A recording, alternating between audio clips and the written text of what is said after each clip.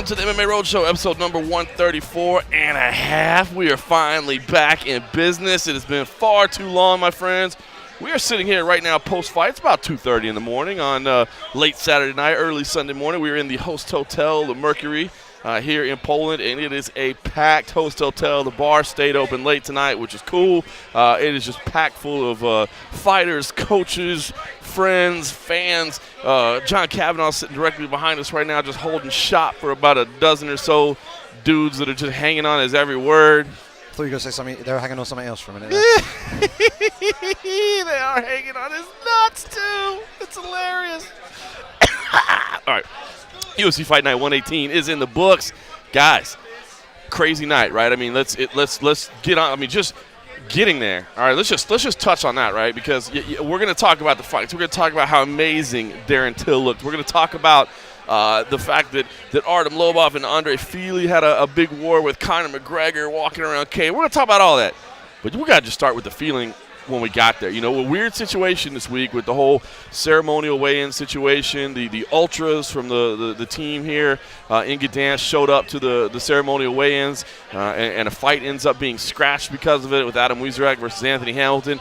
So, yeah, you come in today, and there was some extra precaution being taken. It was damn tough to get into the building. Everything had been basically sectioned off, so you didn't have free reign around the building. You had to run, to certain places, and there were cops everywhere. And guys, the one that and I told you right when we saw it, but the one that got to me is we're walking up to the door, and there's a van next to us, and there's a guy with, like doing the bomb inspection or whatever with a little mirror underneath it.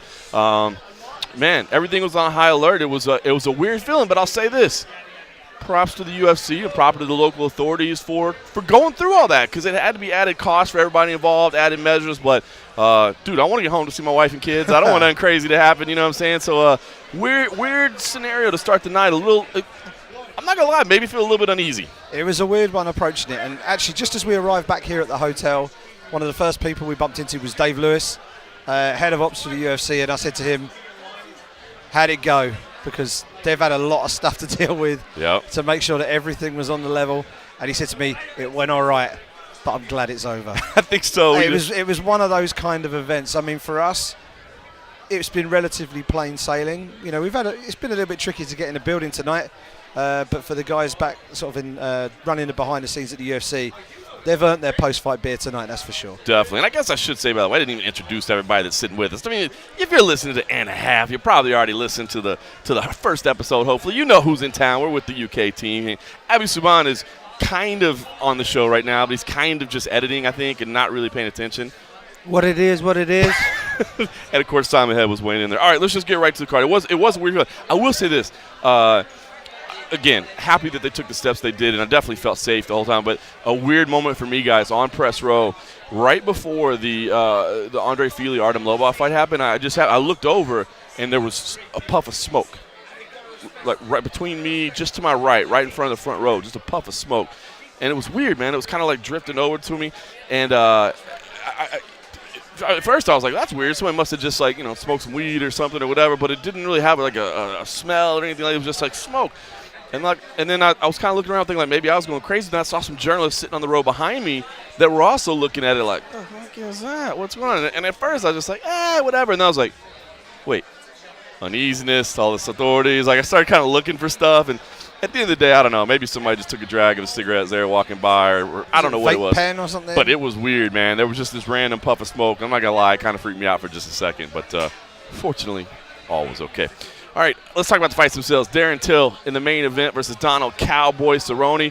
Guys, I mean, just unbelievable. I know y'all were working in the back all night long. You guys were both in the press room, but you came out to the arena for the main event. Amazing feel all night long. The Polish fans were strong, man. They were loud, and they didn't really have a cheering interest in this fight. Maybe they were cheering for Till a little bit since he was a European guy or whatever. But all week long you could tell the fans were so happy to have Cowboy Cerrone in town. I mean, that was amazing for them. Crowd was great all night long. The arena's pretty cool. It's just the right size for a fight night. Obviously wouldn't work for a pay-per-view, but atmosphere was amazing. And then Darren Till came in and just, I mean, does it get any more impressive than that? It was almost punch perfect. Me and Abby were sat up in the nosebleed seats, almost directly behind where you were, John, but just somewhat more elevated than the opposition. But we were blown away by his performance. The thing that really struck me about Darren Till tonight was his calmness. He was so calm. Everything was controlled. There was no wasted energy. Sometimes you see people, especially young athletes, when they're thrown in to a big test against a big name opponent, and they have to raise their game to the level of their opponent, and it sometimes could be a bit of a bridge too far for them. It's a little bit too much too young. Yep. Not at all for Darren Till. He looked like a natural. He looked like he was born to be in that spot on that night against that opponent. And the thing that struck us as well, he didn't waste a punch. No. Everything he threw landed. He was calm. And we were talking to some of the guys in the back afterwards. One of the other things that was brought up, when he hurt Cerrone, there was no sudden adrenaline rush, must go in. He stayed composed. He picked his moments, and he finished the fight probably as quickly as he could have done under the circumstances. Everything was controlled. There was no wild stuff. And as I say, almost punch-perfect performance from Darren Till. Was outstanding. I thought it was amazing. I mean, the thing that we talked about in the preview show was just like, listen, I don't think people realize how different size these guys are naturally, and that I think you could see that right away. I mean, with Darren Till rehydrating and being back to full weight, and Cowboy, of course, only puts on a couple pounds. I mean, Abby, I don't know about you, but I think I saw somebody post on Twitter, and I can't disagree. They're like, it looked like a middleweight fighting a lightweight in there, and it really did. I told you earlier, this afternoon when we woke up, I went over to Subway because I was starving. I don't normally have Subway, but I wanted a Subway. So we were walking through the mall and we saw Cowboy sitting with his family having coffee and stuff. And, the guy, like we said hello and everything. The guy's my height, so he just looks, like you said, he looks like a lightweight. So, and then we went upstairs to Subway, and there was Darren Till standing there. I was ordering my sub, and then I turned around. I could hear a Scouse accent, so I turned around. It was Darren Till. I turned around, and I was looking directly at his pectoral muscle. He's huge. And I was like, bruh, this guy is massive. Yep. He's massive, and it showed in the ring, in the cage, when they were standing opposite each other. And then I think Cowboy was even a little taken aback. As soon as Till started moving forward towards him with his arms out, it was just like Cowboy was like, okay, back it up against the cage, thinking, what am I going to do? And just shot for a takedown. The only thing I could take away from that was like, whoa, this guy's big. I don't know what I'm going to do. Yeah, we don't know if that was the game plan going. I mean, you got to think maybe takedowns were a part of it. I mean, Darren Till has shown that he's an incredible striker, as is Cowboy. But Cowboy has great jiu-jitsu, and I think people forget about it sometimes. So I bet takedowns were probably part of the strategy. But, yeah, he shot so early. I was surprised, and I think maybe, he got in there and did see, like, holy shit, this guy's a lot bigger than I thought he was. And you could see it, too, because, Till starts to land those left hands, and immediately – you could see the reaction on Cowboy. It's like, whoa, they were solid shots. And even though he plays the game pretty well, pretending like it doesn't hurt, I mean, you could tell from the very beginning those left hands were landing. And that takedown does come, and Till had no problem with it whatsoever. The first takedown was stuffed. Yes. That was the moment of the fight. Yeah. That was the moment. We both turned to each other and went, uh-oh. Cowboy is like, oh, dear. Yeah. And it's like, all of a sudden, they're in a kickboxing contest, and Till's holding all the aces. He's got the height, he's got the reach, he's got the overall range as well. And every time Cowboy did try and close the distance, Till punished him. Yep, huge left hands, hurt him. And then, of course, got the finish. We've seen on social media that Cerrone posted his nose was broken really bad. You could tell, I think, no problem whatsoever with the stoppage. He was covering up, and Cowboy was trying to survive, but you could tell he was really hurt. I mean, I always say there's a difference between, when a professional fighter it's their job, and we've seen Cowboy do this, 34 times, I think, between the UFC and WEC. When they cover up in that way where it's obvious, this is not just like, they're in pain. Something has gone wrong. And after the stoppage, it was Mark Goddard actually. After the stoppage, it was crazy. He kind of held Cowboy's head, and then the doctor came in. He went and grabbed a towel. And as soon as he grabbed the towel, and I don't know if the camera was still on him or not, but it was right in front of me on press row. You could see just blood pour out of his face, and I think he'd probably been bleeding into his mouth a little bit, and he was holding it in. So just a rough night, man. we said it going in. I mean, look, I picked Cowboy Sterling in this fight. I'm not gonna back away from that. But I'm not trying to say but I knew. We talked about the size, the power. It was all going to favor Till. We just thought maybe Cerrone, maybe the moment would get to Till a little bit. Maybe the bright lights would be too much for Till. Hell no. That confidence, that self-confidence, and Darren even said it in the post-fight press conference. He said, "Listen, man, this is me. I believe in myself. I don't doubt myself for 1 second," and it's true. And as you said, under the lights, in the spotlight, big main event, finding a guy that he himself calls a legend, and he rose to the occasion. And the guy looks like a real star. 24 years old, amazing. He's got some personality to him. You know what I mean? You hate to compare people to Conor McGregor or whatever, but you got to have a little swagger. I mean, he's not really a trash talker, so to speak. I mean, he's confident. He's not braggadocious, is he? No, but he's confident. But he is confident. It's great, man. I think he's got a little bit of personality. I think his style is fun. Does have the added benefit of speaking full Portuguese. You saw in the corner tonight when he was standing there, he had the Brazilian flag hanging in his corner as well. So, I mean, there's a lot to like about this guy, and I think he is definitely a future star. It is weird that, so many people as he said, we're kind of like doubting him, and now it's like everybody's saying you're the next big thing, and that's how this game works, right? I mean, you're nobody, and then you're somebody, and then you're somebody until you're nobody again, So yeah. I think the guy looks like a star. I like the idea of the Mike Perry fight. I think we kind of knew with Mike Perry here that Mike was probably going to have a word or two for whoever won, and certainly the things exploded a little bit there. It almost got ugly. I mean, I think they that's part of the game now these days, right? I mean, you do got to kind of sell things, and you got to create some controversy. I was kind of thinking, I was laughing because I was talking to security right before the final fight, and they were just like, man, one more fight, we can get out of here. They've had this whole worrisome weekend, and they're like, sweet, man. And then the main event's done in the first round, and they're like already tasting that frosty beverage. And then Till almost jumps the cage, and security's got to keep everybody back and be safe. So, Till kind of went back on it in the post-fight press conference and said, listen, the Mike Perry fight is interesting, but Mike Perry's got Santiago Ponzinibbio right now, so it's not really – I'm not even thinking about it. Do you think the UFC would just Santiago, you can fight this guy, and we just want to push this fight ahead, It wouldn't shock me. I mean, crazier things have happened if all of a sudden on Tuesday we find out that Santiago's got a knee injury or something. Yeah. Basically giving him Christmas off. Oh, man. I always love that meme, the Dana White meme, where it's like he's holding up the $10,000 from the coaches challenge or whatever, and it's like, yo, you got hurt, just so. No, I don't think they'd be underhanded that way, but if something happened, I'm sure they'd be happy with it. I mean, Mike Perry was a guest fighter, and I think this week proved a breakout week for him too, man. He was garnering headlines. He killed it at the Q&A. He's been a popular figure around here, not only just with the fans, of course, that have wanted to take pictures with. Hell, even other fighters are like, I love that guy, man. He's amazing, So, that might be a fun fight. And I like the fact that Darren Till says, listen, I am going to be champion of this division one day, but I know I don't deserve a title fight right now. He's not trying to jump the line. He's like, listen, I'll take who I can take, and I'll get who I can get, and I'll beat him, and I'll prove that I belong. And the guy really is a breakout star. I think his next fight, now he wants to fight in Liverpool. And if they can make that fight happen, it definitely makes sense. I mean, never been to Liverpool. No, never been to Liverpool, right? No. That's right, never been. So there would be an opportunity for the UFC to go there.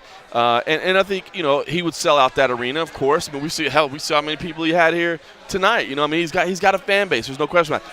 And I think there'd be value in that. Of course, anytime the UFC can sell out a building, that matters. But I got to say, I kind of hope they take him to the States. I kind of hope they take him to Vegas, let him start to get his name out there. You know what I mean? He's only fought in Brazil and Europe, and I think the American fans, A, would like to see him, and B, I think it would help his stock rise. Imagine 15,000 screaming Scousers at the Echo Arena. I'm sorry, Darren. Echo Arena. Beautiful Scouser, by the way. The thing is, he's got he's like a triple threat at this point, right? Because he's now moving into sort of the mainstream MMA territory. He's now going to be a name that people are going to start to take notice of because of the fact he's just beaten Cowboy Cerrone.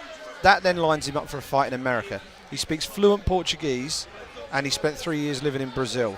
That means that he would be an ideal person to put on a Brazilian card. I think so too. He's also he's based in Europe. He's a European fighter. For me, I think you do the Liverpool fight next. Okay. Because if he goes to America and blows someone away in America in the same sort of way that he took out Donald Cowboy Cerrone, he might outgrow Liverpool before he ever gets to fight there. We've got with the whole Conor in Dublin thing, right? True. Do the fight. There are other Liverpudlian fighters on the regional scene in the UK who are not far off getting call-ups to the UFC. There's Paddy Pimblett. There's Chris Fishgold. Both of those guys hold, or one of them currently holds a championship belt. The other one used to hold a championship belt. But they're both legit stars in Liverpool. Add them to the mix as well. You've got yourself a triple threat fight card in terms of local stars in Liverpool. It'd be a huge event. Then you take him over to America. It's not a bad concept. It's not a bad concept. And and I'm kind of looking at the welterweight rankings right now. Just checking out the MMA Junkie rankings. Pretty much everybody's booked. So there's not a lot of fights that make sense right now. Anyway, he said he was thinking about taking a month off. Probably does make sense. This was a quick turnaround. Take some time off, rest a little bit. Enjoy the holidays, and then start getting ready. And maybe that's not a bad play. I want to see this guy. To me, he just, every time I'm around him, his confidence, it strikes me, his fighting style strikes me, that I feel like he definitely deserves to be on the rise. And I don't want to see him pigeoned away where he's only fighting on the European cards, because sometimes with the American fans, it's just out of sight, out of mind. They don't see the one. So definitely deserves it. The guy is a monster, biggest win of his career. And let's hear a couple minutes of what he had to say after the fight. Darren, congratulations. What a win in UFC Gdansk. Can you break that fight down for us? It's only what I visualised since my last fight. Just every day in the gym. Just seeing, not even cowboy fall, but just a body fall in front of me. And, it happened. And did you expect it to happen so quickly as well in round one? A little bit, yeah. I expected first, second round, just because of how powerful I am right now.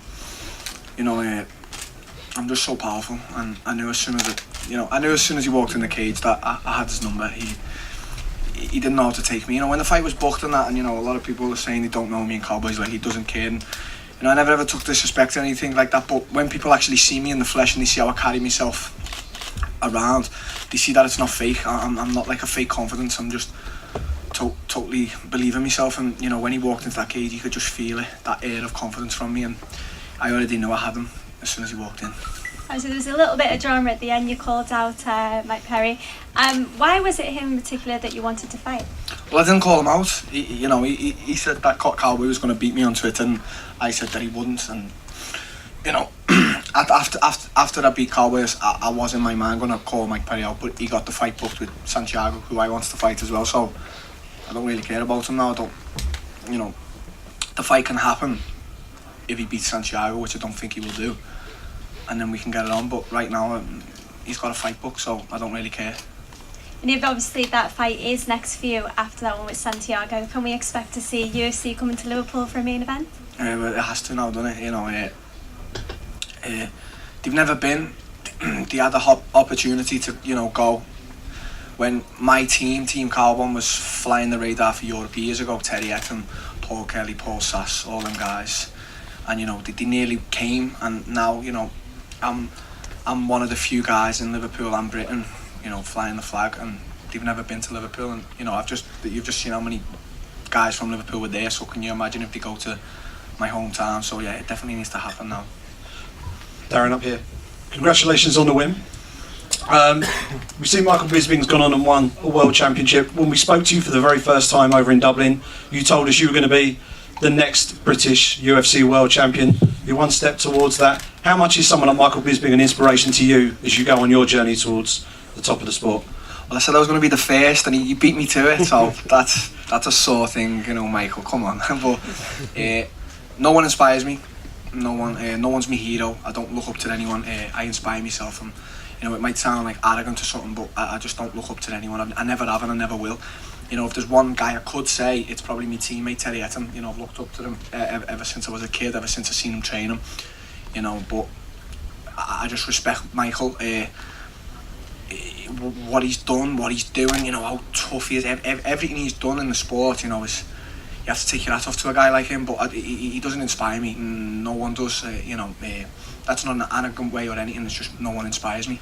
And the talk of potentially the UFC coming to Liverpool, Liverpool is a very special sporting city. For those who perhaps don't quite have that grasp of that, explain just what a UFC event would be like if they did something at somewhere like the Echo Arena in Liverpool. I never forget Dana saying about Dublin, the way he said there was never an atmosphere like it. And you know, I fought in Dublin. Dublin's a crazy place. You know, the fans are crazy for it.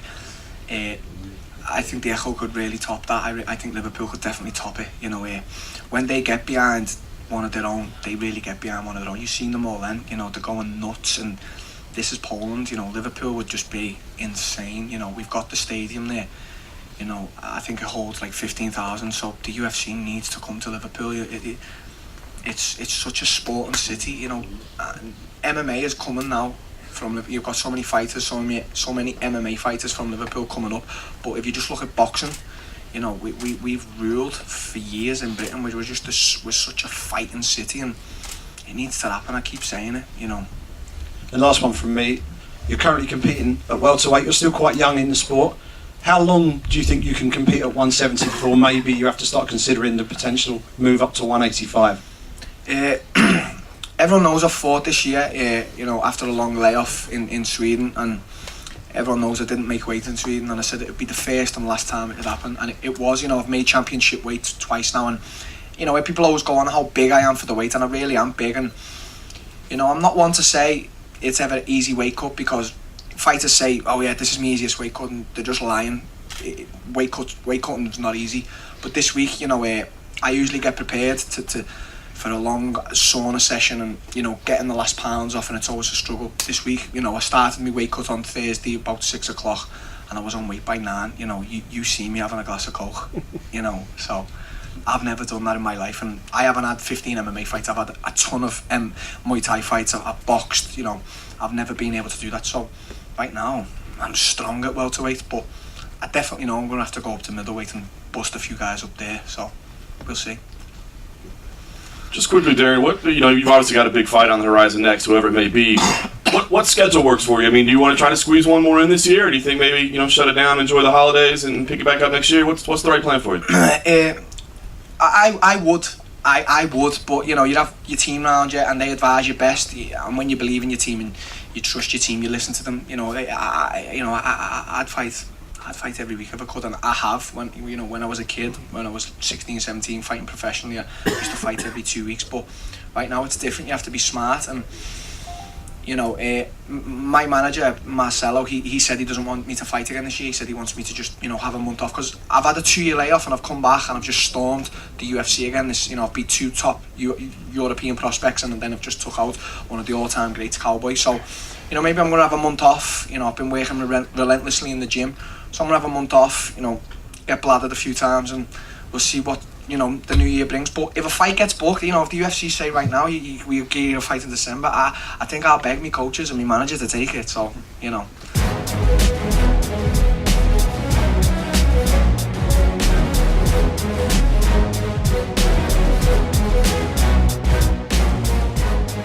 All right, so Darren Till looks like a future star in the making, doing a fantastic job here in the main event of UFC Fight Night 118. Let's talk about the co-main event. I guess quickly, let's just talk about Cowboy. We kind of talked about it at the beginning of the week. Damn shame for him. I wouldn't hate seeing him go back to lightweight, but Till is not your typical welterweight. He's a big dude. I mean, you touched on it with him, Simon. He knows he's going to have to go to middleweight at some point. He's not going to be able to keep doing this forever. So, you know, I don't think you can take too much from one result with Cowboy. The great thing about Cowboy is Cowboy, to me, is kind of like a Nate Diaz or a Nick Diaz, where it's like it doesn't matter who you put him against. The rankings don't have to make sense. The winning streak doesn't have to make sense. It doesn't, you know what I mean? Like, you can just put him in a fight, and it's going to work. And, again, we said it earlier this week, but I still believe it, and seeing it tonight especially, taking them to spots like this where they're not used to getting superstars of that caliber, like taking them onto the foreign markets. Now that he said, I kind of like to travel a little bit, man, I say do it. I'd love to. We'll see if he still feels that way after this. Obviously, it wasn't a great performance. He did admit to us he wasn't sleeping real well, not trying to make excuses, but maybe that changes his mind. And now he's got, I think, a couple weeks vacation planned with his family and friends that have all flown over here. I don't know how enjoyable that's going to be with a broken nose, but I guess that's the risk you take. Damn shame, man. That's Cowboy. I'm an admitted Cowboy homer, man. I'm an admitted Cowboy homer. Hate to see him go out like that, but no, we'll definitely see him fight again. And he's been a class act all week. He's been great with the fans. He's been brilliant with the media. And it's just been like seeing a familiar friend around the place. You know, he comes over just for a chat because he's about and it's something to do, you know. And he's just a top class individual to deal with. He's got great character, great personality. And when he gets in there on fight night, he goes in there and leaves it all in there. Didn't go his way tonight. But I don't think Donald Cowboy Cerrone is finished. But I do think that he's somebody, as you say, can really help progress the UFC in international markets from an ambassadorial point of view, fighting or guest fighting. It doesn't Very matter. True. It's funny, man. I'm not one of those guys that's a huge proponent of adding weight classes. I think too many people see it as like the clear solution when there's actually probably some issues that it would create as well. I mean, it's not a bad idea, but it's not the end-all be-all in terms of fixing weight cutting. It causes other problems, doesn't it? But he would love some 165, I bet. That would be perfect. You know what I mean? We were talking about, there were a couple of comments I saw on Twitter about maybe he needs to consider moving down to lightweight again. But when he was at lightweight, the conversation was he's really depleting himself to make lightweight. He should move up to welterweight. And everyone, when he did, was saying, look how much better he looks. He's fighting at his natural weight. The problem is Darren Till is not your regular welterweight. Yep. You know? I think Darren Till referred to himself as a gorilla. And the gorilla came out on top tonight. He did. All right, co-main event, Karolina Kowalkiewicz. All right, picks up a win over. Inside story there. It was kind of funny. We were sitting around at the official weigh-ins the other day waiting for things to start. We may have been a little bit hungover / still tipsy from the night before, possibly. And a production staff member was like just playing, checking audio, checking names or whatever. And they, for whatever reason, I don't know, they just said Karolina Kowalkiewicz, and it was her saying her name. And for whatever reason, it just inspired me to drop a dance beat. Karolina Kowalkiewicz. And our man Simon Head took the concept and ran with it, put together a whole little video clip that was pretty freaking hilarious. So if you didn't see it on his Twitter, go check that out. Before the copyright people take it down. I was about to say before it gets ripped. Or if you did see it and you were like, "What in the F is this?" Just so you know, that's where it came from. But Karolina looked fantastic tonight. Man, emotional night for her, fighting in front of Poland. The support. I mean, this ended up being a good night for Polish fans, especially that main card. You know, you got the energy going, so it worked out probably just the way the UFC had hoped. But Karolina it gets a ton of support. It's obvious she's a star here, and it's obvious what this win meant to her. And man, she looked good. I mean, Jody Escobar, tough fighter. She was, the range was definitely an issue. Escobar was having trouble with the hands. She was trying to mix in kicks to get past the range. But I thought Karolina Kowalkiewicz was managing the distance just perfect. Making sure that Jody was on the edge of her strikes, but not allowing Jody to get too close. And just dominant. Didn't get the finish that she wanted, but that's only because Jody Escobar is so damn tough, man. Karolina just overwhelming the volume, the striking. It was fun to watch. Yeah, it was really interesting. There was a size and range difference, and whenever Jody was actually exchanging with Karolina, it was on Karolina's terms. Mm-hmm. She was landing one and was getting punished with at least 3 in return, and it was like that almost every exchange. And Karolina was just, I wouldn't say cruise control, but she had the fight where she wanted it, and the way that she was moving in and out and just keeping the range exactly where she wanted the fight to be. And she's as tenacious as they come in that strawweight division, and she kind of played down in media day. A couple of people were asking her, "How big of a star are you here in Poland?" And she was like, "I'm okay. I'm not a big star, but kind of self-effacing." But if you were in the arena, I mean, you're obviously in the arena. We were kind of making our way down at the time, but the crowd were going mad for her, and she is a star, a legit star in Poland, and the most unassuming star you could think of. If you were to meet her outside of the sport, you'd have no idea that she was a professional face puncher. You know what I mean? But she goes in there and she throws volume, consistency. She's got great movement, and she's as tough as they come. And that was a really solid win. She now wants Jessica Andrade next, which is a really interesting decision. It's a good call because she's in that spot. I mean, ultimately, Karolina wants to get back to Oleinik and Jacek. No question about it. She wants another title shot, but she understands there's other things that happen first. If she can get rid of the other contenders, that's how she gets there. And I think the Jessica Andrade fight would be a good fight. I would like to see that happen. it's going to be hard for her to get back to a title shot right now, but a couple more wins will do it. She's definitely relevant. It's crazy that you've got 2 Polish women that just dominate the division. They really are fantastic fighters. Light heavyweight Jan Blachowicz, talking about the great Blachowicz. Sorry, I called him Blachowicz forever, and then I heard that it was the wrong way. A fantastic performance from him tonight in terms of the finish. Jan was in need of a win. He's had some down fights. Devin Clark, talk about a size difference as well, man. Those 2 guys got in the cage, and, man, I thought there was a massive size difference there as well.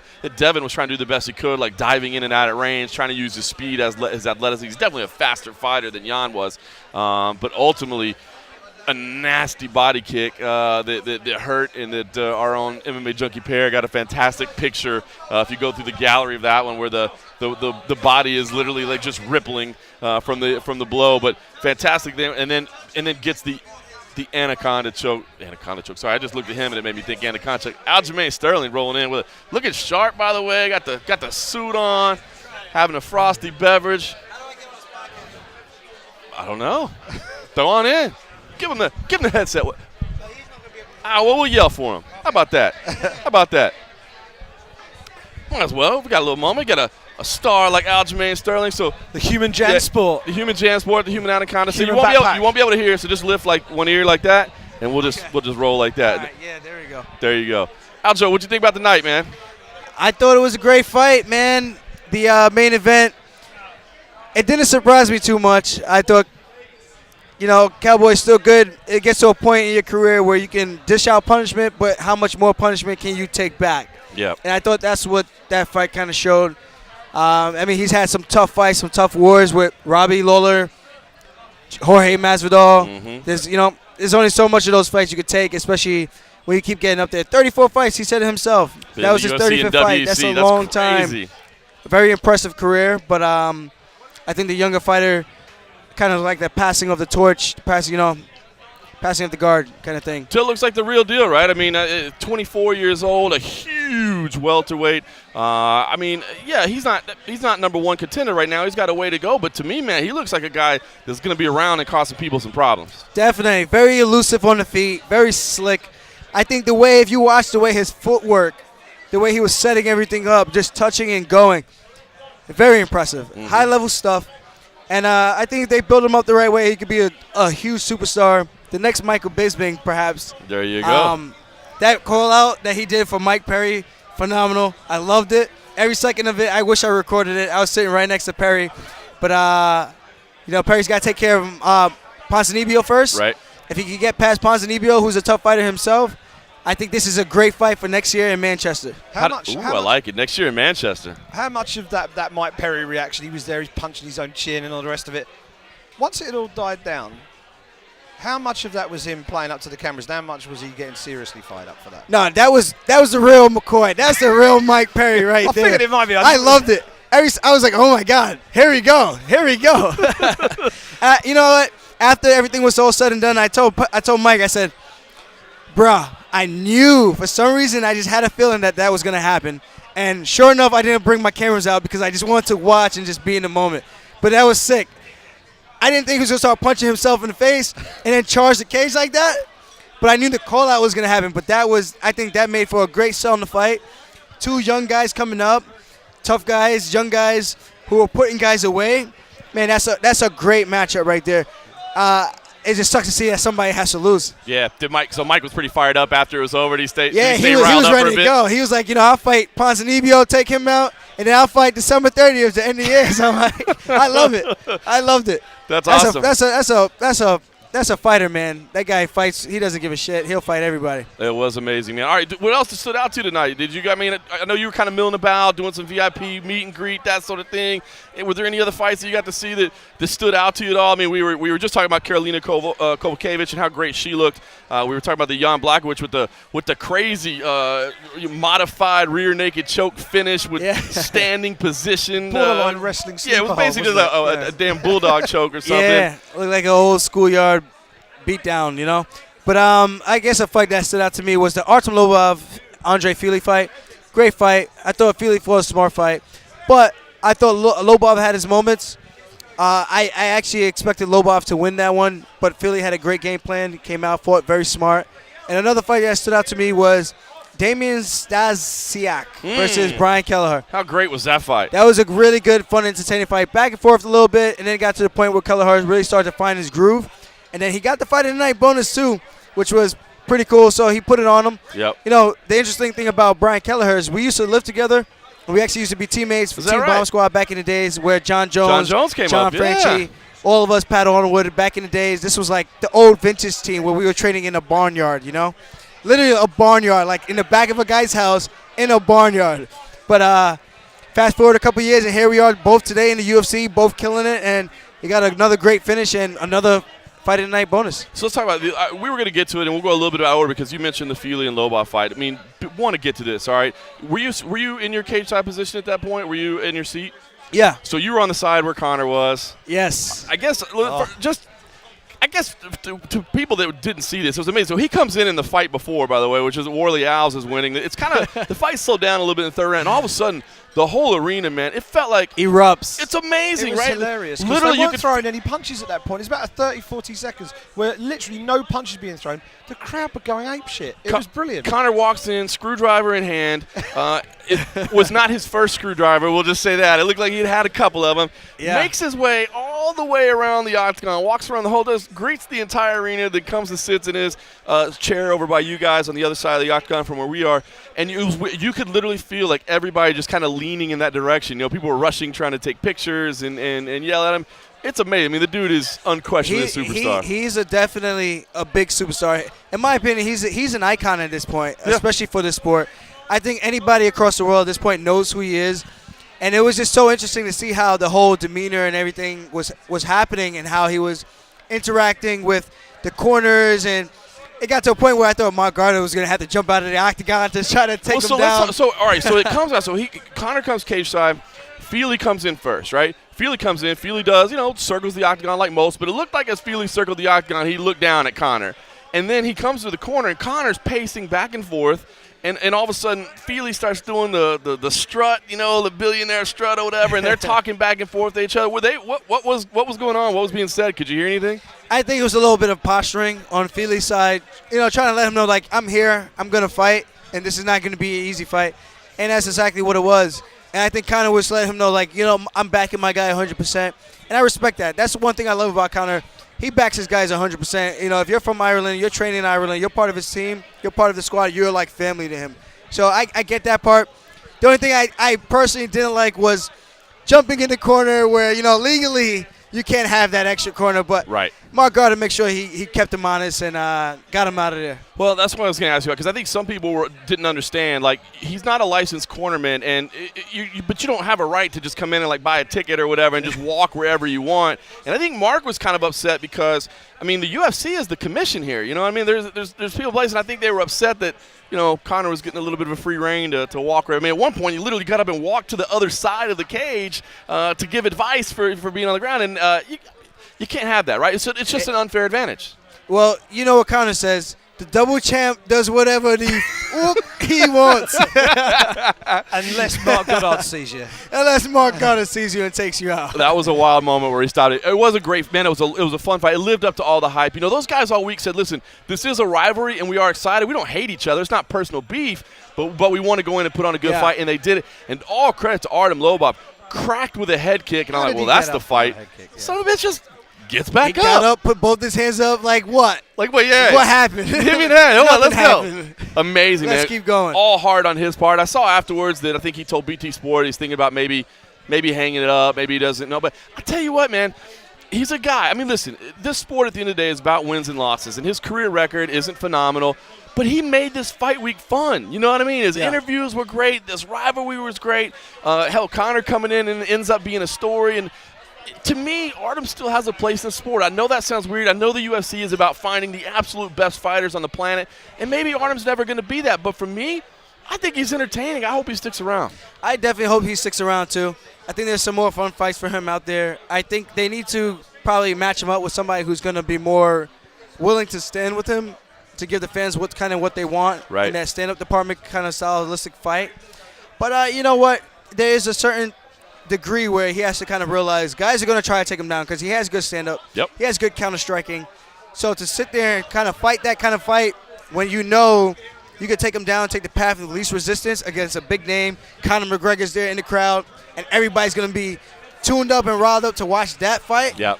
I'm going to probably take the path of least resistance too and not try to sit there and play for a fight of the night and let this guy tee off on my head. And he did strike with them. I mean, Feely in the beginning, he was moving nonstop, and it was obvious that Feely was a little bit faster, but Lobov had the power, you know what I mean? Yeah. So he was touching him with the jab, But as you said, in the third round, when it's all on the line, hell with it. Let's just go to the wrestling. I mean, he took him down like, 5 times or something? Yeah.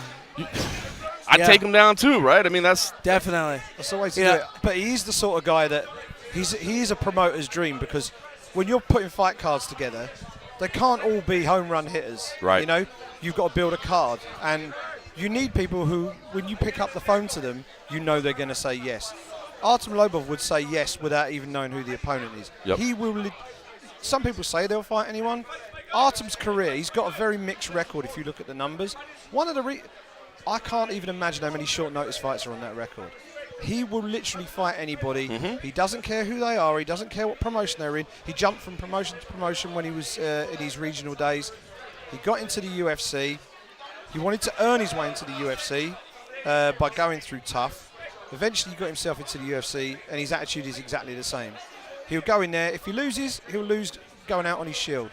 But he's the sort of guy that people like Mick Maynard will love people like him, because he knows if there's a space on the card that he needs to fill, he picks up the phone to Artem, the answer will be yes. I dig it. All right, Aljo, I want to ask you before we let you go so you can get some beverages, and we'll talk about the prelims.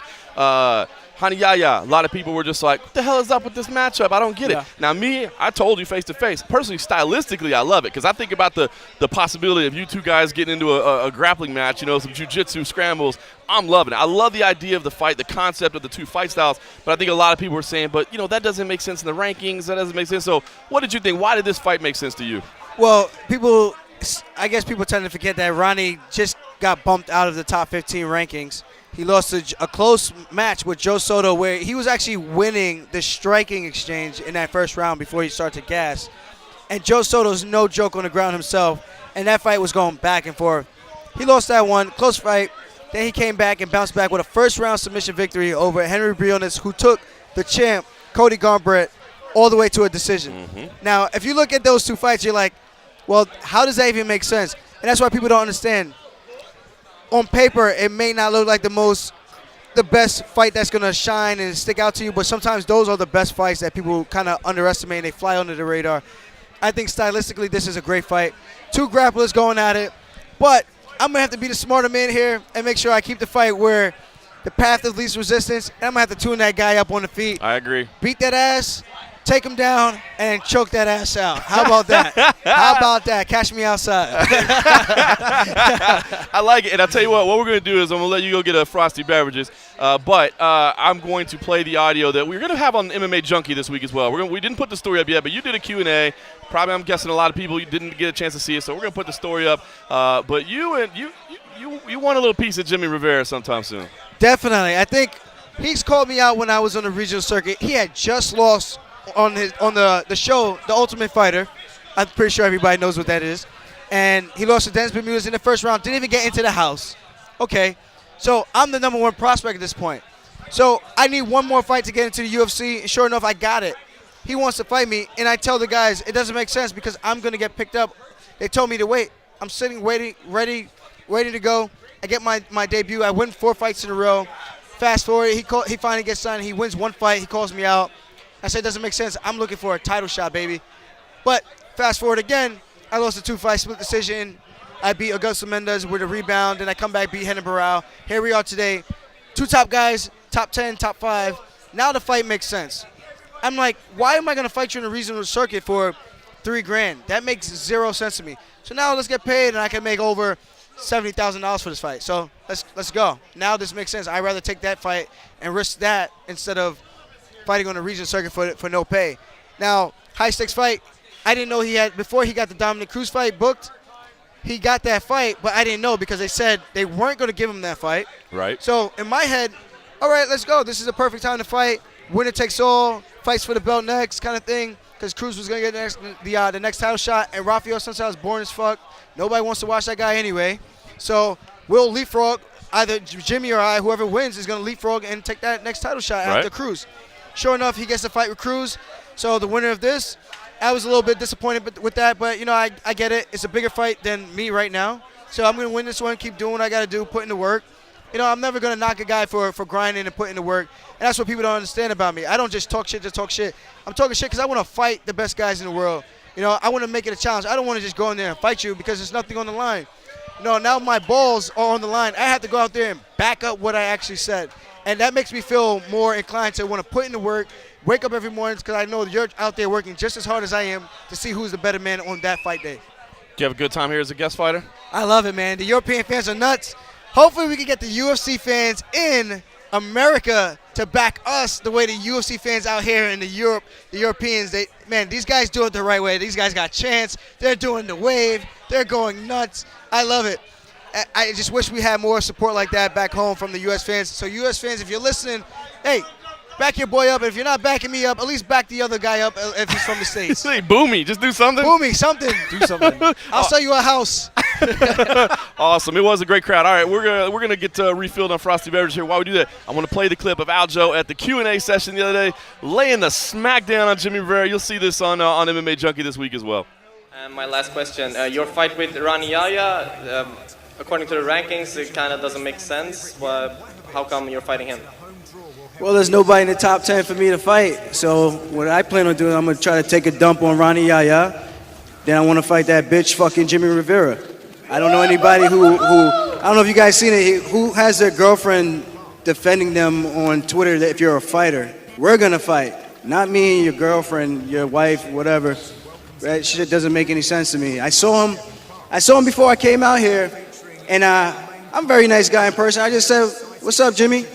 And he looks at me, he's like giving me this face, like this weird face, like he doesn't want to say anything, kind of rolls his eyes, walks away, turns back around and says, "It's not me you should be worried about, it's my wife." I'm like, oh my God, you're such a pussy. Who says that?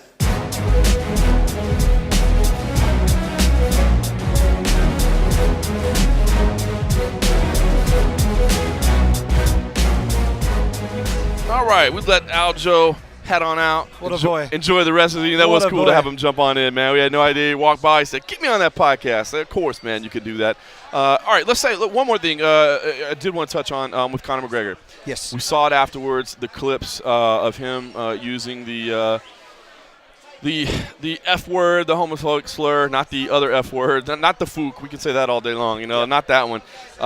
Unfortunate, again, listen. Conor had definitely had a few cocktails in him tonight, and Artem is his brother. You know what I mean? This is not I heard some people saying that he was just trying to showboat, and I guess he was. I mean, he always knows how to, he's there to put on a show. You know what I mean? He's there to handle the spotlight. But what I'm saying is Conor didn't just show up just to be seen. You know what I mean? He was here because he wanted to be here for his brother. It meant a lot to him to see him lose, and I know he was emotional.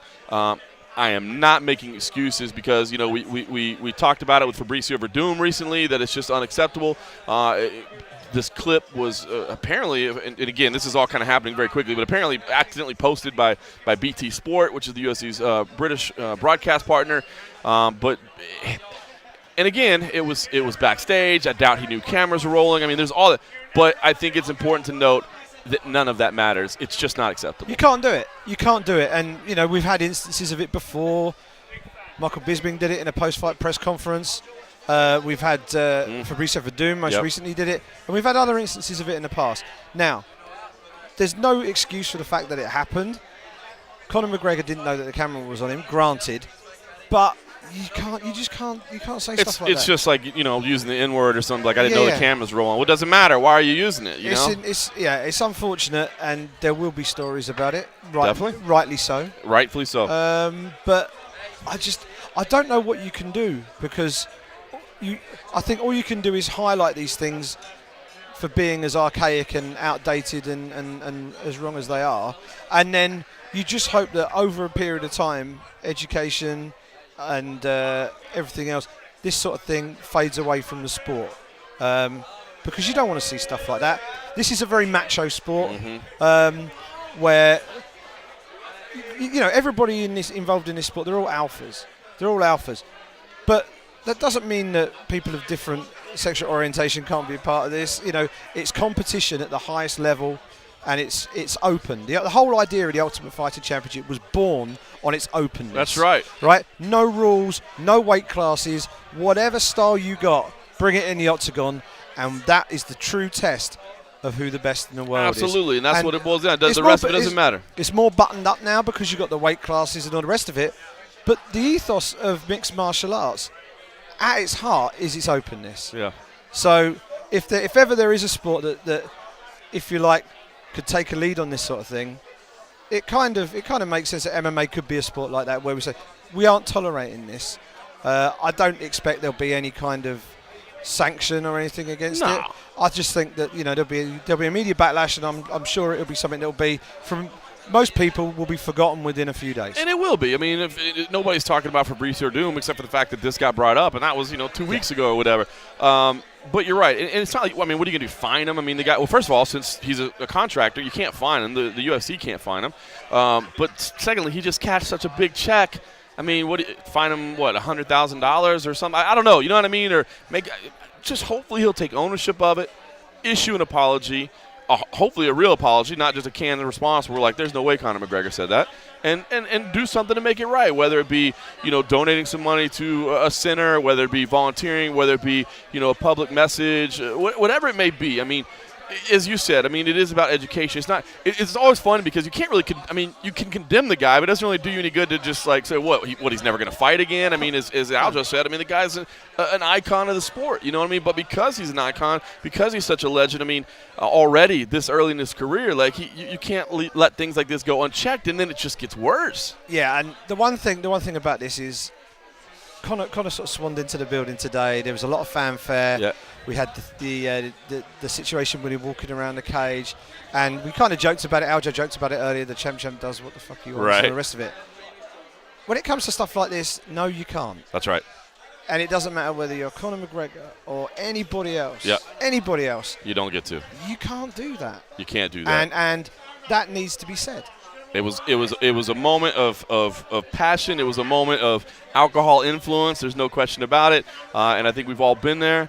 Unfortunately, that just shouldn't be in your vocabulary and your repertoire anyway. You know what I mean? It's sad. And yeah, man, tough to say. All right, let's go back and talk about some of the rest of the fights. I didn't want to put Aljo on the line too much with some of these prelim fights. He didn't watch all. Oscar Pichota picking up a win over Jonathan Wilson. That was what kind of kicked things off in the main card and got things going in the right direction for the polls. Jonathan Wilson, I got to say, man, when he would throw so hard, but he just wasn't pulling the trigger enough. And Oscar Pichota came in and did, I thought, an absolutely phenomenal job. I thought very, very impressive. And I don't know, Jonathan Wilson did not look very good at the weigh-ins at all. And this was his first attempt at middleweight. And he looked physically good, but he looked bad at the weigh-ins. And he didn't look great in this fight. And so, that's 3 straight losses in the UFC for Jonathan Wilson. So he's probably going to have to go back and hone his craft on the regional stage before he tries to make it back up here. I'm just not sure if 185 pounds is the place to do it. He definitely looked powerful in the spot. It just, he had to be more active. Yeah, and also when it's your first fight in a new weight class, especially a lower weight class, you might not necessarily have the weight cut completely down. Right. Sometimes it takes a few.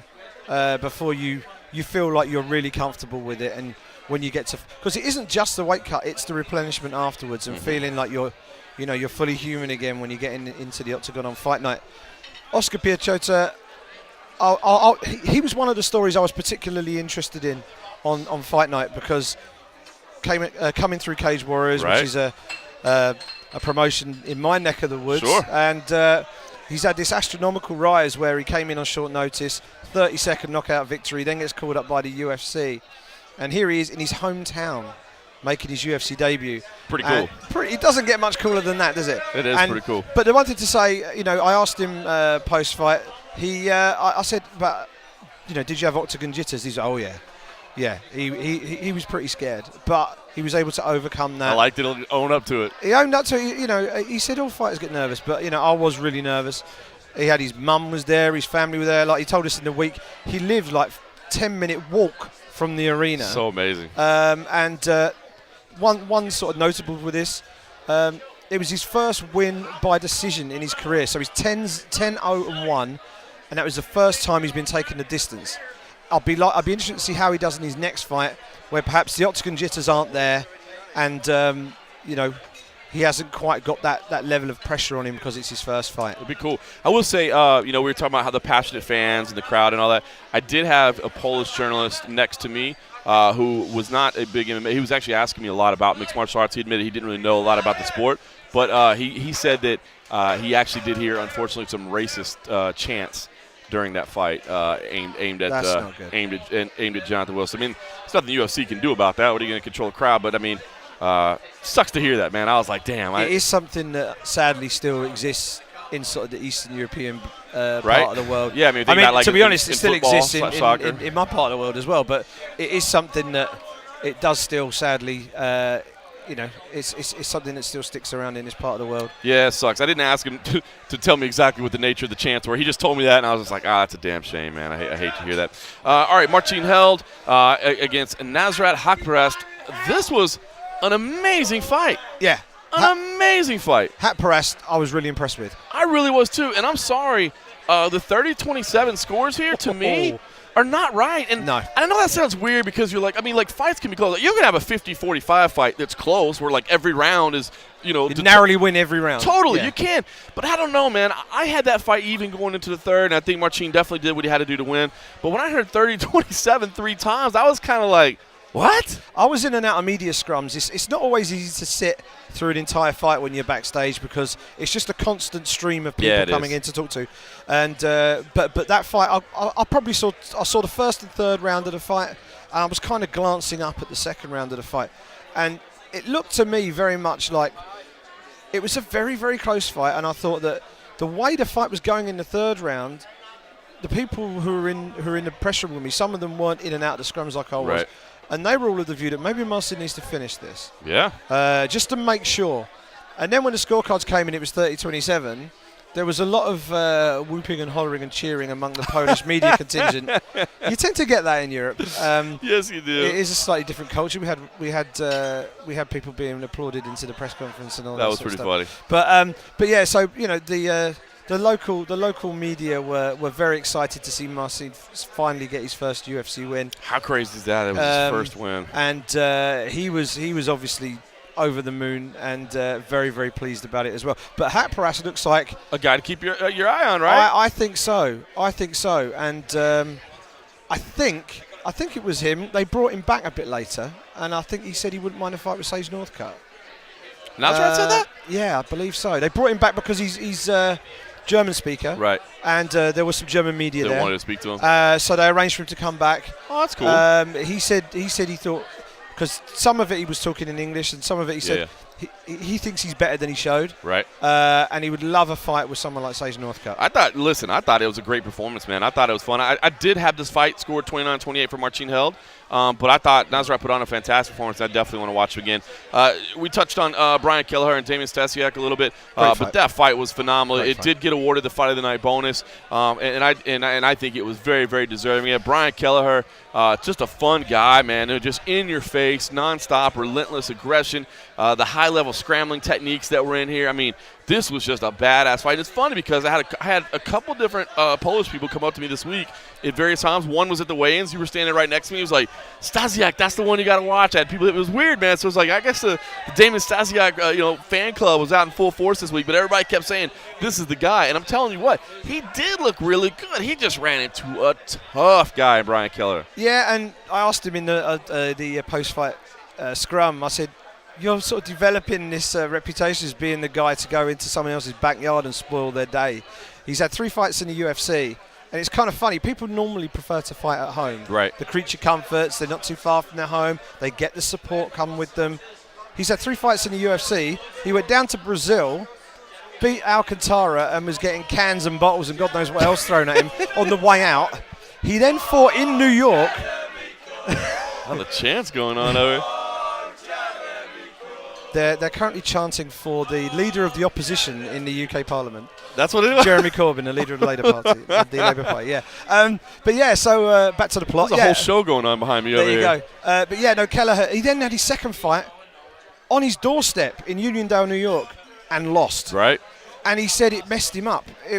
He actually said that coming all the way over here, having to deal with the time change, having to deal with beds that were too small, and he's not very big. No. Right? He was saying the beds were too small. Yeah, so you know how we feel. Yeah, we struggle. And having to deal with all of that, and obviously the weight cutting and everything else, he said that actually sharpens him up, so that he's ready to really go in there and do the business on fight night. Right. And he certainly did the business. After the scrum, he kind of said, he sort of questioned the cameras, went, 50 G's? Yeah. I've got to pay my dad rent, and I've got to do this, and I've got to pay for my coaches and all this stuff. He's great fun. He gave you a great interview earlier in the week. He did. He gave us a great interview backstage. He asked for John Lineker next. I heard that. That's an interesting one. That's a great fight. I like it. That's an interesting one. I'm in. All right, Ramazan Emeev picked up a decision win over Sam Alvey. Not a great fight. Plain and simple. It was not a good fight. Neither guy really did much. Sam, we know about his weight cut issues. We know about him stepping in on 10 days' notice, cutting 40 pounds. I got to think that factored into why it was just such a slow fight. It was not exciting. It was really, to be honest with you, the only fight of the card that disappointed, so to speak. And, it was a rough week for Sam. I did speak to some people in the UFC because I heard a lot of people saying, hey, man, give the guy credit. Like, he had to cut like 40 pounds and he made it close. Some of the folks behind the scenes of the UFC didn't quite see things the same way. They were like, nah, if you say you're good and you can make it, then you're good and make it. You know what I mean? Yeah. But the guy did try, and I guess he deserves credit. I mean, he's a good dude. There's no way you can't like Sam Alvey. But this fight just did not impress. And at this point, we need to talk about the I don't know if you call it official UFC documentation that was left on one of the press tables in the media center as we left. It gave us one of the biggest laughs of the week. Basically, pull up my Twitter or Instagram feed, and you will see, yes, it's a fighter recognition sheet. It's got everybody's headshot on there so that staff and cameramen and personnel, like, they know who everybody is. Especially, I think there were like 7 or 8 debuting fighters in this card. So it's just a way for everybody to know, okay, this double check, this is who it's supposed to be. Except the one that was not there, the one that was in Sam Alvey's picture slot was just a huge cheese grinning yellow emoji. It was brilliant. Like, we started with, is that for real? And we looked at it, oh my goodness. It's beautiful. Get it out there on Instagram straight away. It was fantastic.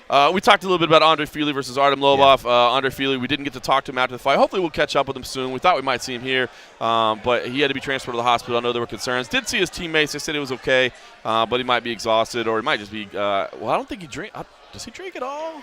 I don't know. I know because he was a recovering addict. So I don't know. I don't think I've ever had a beer with Andre Fili, so I don't know if he drinks or not. I don't know. Maybe I know Josh Emmett said they were planning at some point, whether it's tonight or tomorrow, to get out and explore the town and enjoy the town a little bit. Yeah. So I don't know. Hopefully he's just resting up. But that was a great fight. It lived up. It lived up to the expectations, man. It was a ton of fun. Warley Alves picked up the win over Salim Touari. Warley Alves, man, when he's on point, he's a tough guy.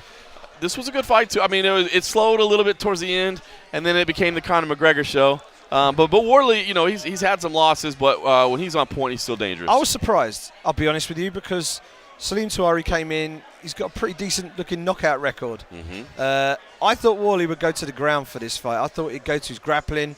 He's got a load of submission wins on his record. I thought he'd lean on his grappling more in this fight, but he looked very comfy in the stand-up. Outstruck Touari through most of that fight, and fully deserved his win. Absolutely, fully deserved his win. It's funny, man. Really, 7 out of 11 decisions. I was just thinking about it. I mean, there were a lot of decisions tonight, and with it being a Fight Pass card, the pacing was so quick, man. It was nonstop work doing the play-by-play, trying to say everything. But even with all the decisions, man, it was still a fun night. Aspen Ladd picked up the win over Lena Landsberg. Aspen Ladd, didn't necessarily look great in the first round, but then came out and got things done in the second in her delayed UFC debut. Impressive finish. It was funny because again, this one was a finish where it was right there in front of press row, and I don't know if the microphone's picked up on the back or not, but she's yelling with every punch. And I'll be honest with you, I think it helped her get the finish, man. I really do. I think it made it somehow seem more vicious. I do. I have to say, watching it on the screens, I didn't think many of those punches got through. I didn't need to. Most of those looked like they were landed on the arms. I thought I'm sort of loath to complain when stoppages are early. Right. I'd rather see an early one than a late one. Better safe than sorry, yeah, right? Yeah, absolutely. But I did think that Lena was a little bit hard done by with that. I thought I thought maybe we needed to see a couple more break through the guard. But Lena was upset. I can tell you, like, Yeah. when it got broken up, I mean, she didn't, jump up and push somebody, but, like, it was one of those extremely, like, what, yeah, her immediate reaction at the time showed that. It was weird because she was trapped. I mean, she was basically just covering, and sometimes there is that limit, like, is that intelligent defense or is that not intelligent defense? I mean, when all you're really doing is covering up, maybe not. But I'm kind of with you. Like, you don't want to see it go on too long, but it did seem like, yes, she was just basically covering, but the punches weren't necessarily any flush. And at that point, I think the ref says you got to move. And if you're just doing that, that's not intelligent defence, even if the punches aren't getting through. But Aspen Ladd, you said she started slow. She did start slow. And again, she freely admitted that she was very nervous at the start of that fight. And she said, if anyone tells you they're not nervous at the start of the fight, they're lying to you. It's funny you say that because she walked by press row after the fight. And, we'd interviewed her before. And, young girl, undefeated. I wanted to talk to her and get to know her. I'd never met her before. She was not the most talkative individual on the planet. Speaks well, just doesn't speak much. Just doesn't speak a lot. Her answers are pretty concise and direct. And, she probably thinks that's what you want. But, as we're kind of just, what's the least amount of words we can use in a question? Have you give me the most words in response as an answer? But it was funny because she walked by press row. Her team was a few steps back from behind her. And she actually – as she's walking by, nobody really with her, she just kind of lets out this little, like, exhale sigh, like the weight had been lifted off, and gave this kind of smile. And I was like, wow, man, like you can tell, like, she just, the relief and the happiness was kind of setting in, like, as she was walking by press rows. It was kind of cool. It just happened. It was one of those moments. Sometimes you're typing and you're not paying attention, but I always try to, like, pay attention to the fighters when they're walking by and see if I can pick up on a word, or maybe Max Holloway wants to yell at me, and I like stuff like that, man. It's always good to do it. So just to pick up on that little thing, you could see that there was some real relief. Yeah, and I know we didn't get an enormous amount out of Aspen in the interview leading in. We didn't get a huge amount after, but one of the things we did get, she had a little bit of a moan. She had a little bit of a Yeah, she had a little bit of a moan. She said the beds were too small. She said the bath was like a bucket. So next time you book in Aspen Ladd, make sure she gets a bigger bed and a nicer bath. Get her the suite. Nicer bath. But I do think she's certainly someone to watch out for. We need young contenders coming up through the ranks, especially in the bantamweight division. There's a lot more attention on the strawweights these days, and the bantamweights, we need that next generation, and she might be the next one. She seems like there's a bit of an upside with her. Yeah. All right, you mentioned Josh Emmett. He started out the night with a big win over Felipe Arantes. Josh Emmett looked flipping phenomenal, man. Yeah. He looked fantastic. And I'll tell you what, and this is a weird one too, because there was a 10-7 on the scorecards in that first round. He got 4 knockdowns in the first round, I believe. So just unbelievable. I mean, he was coming out, and I don't know what, if Felipe had something wrong with him, or just Josh Emmett was just packing that much. I mean, like, literally every time he touched him, he dropped him. And it was weird because, again, I try to stay pretty pretty reserved, cage size best I can. Every now and then I'll make a weird face or something because they just get shocked or whatever. But I actually did yell out, "Stop the fight!" Like, I was like, "Stop the fight!" And I didn't mean to, but I was like, "Dude, the guy's been knocked down 4 times. Like, that's enough." And it was one of those ones that, I get. I mean, if the guy gets up, then I guess he was fine. And somehow, Felipe looked amazing by the 3rd round. Like, he's coming on strong, right? So maybe that proves that I don't know what the hell I'm talking about, and I'm wrong. But it was funny because I was like, man, I really thought she had stopped in 1. Danny Castillo, when he walked by after the fight, I was like, hey, he could, obviously I've known him for a long time, since before he was ever in the WC or UFC. We met out there in California. So I've always enjoyed talking to him. And I was like, hey, great job. But he was pissed. And he made this point, and I hadn't thought about it. He was like, fight should have been stopped in the first round. And he's like, and they just took our bonus money away from us. And I'm like, yeah. I never thought about that. Like, you got to be thrilled, man. You had a dominating win.